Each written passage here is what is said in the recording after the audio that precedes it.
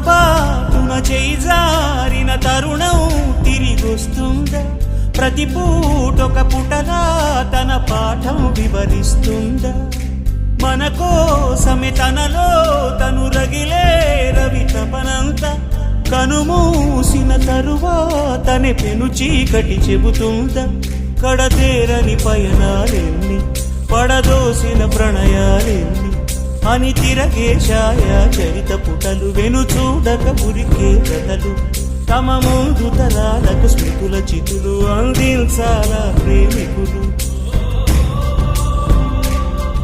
ఇది కాదే విధిరాత, అనుకోదేం ఎదురీత. 10 నెలలు తనలో నిన్ను మోసిన అమ్మైనా, అప్పుడో ఇప్పుడో కననే కనను అంటుందా?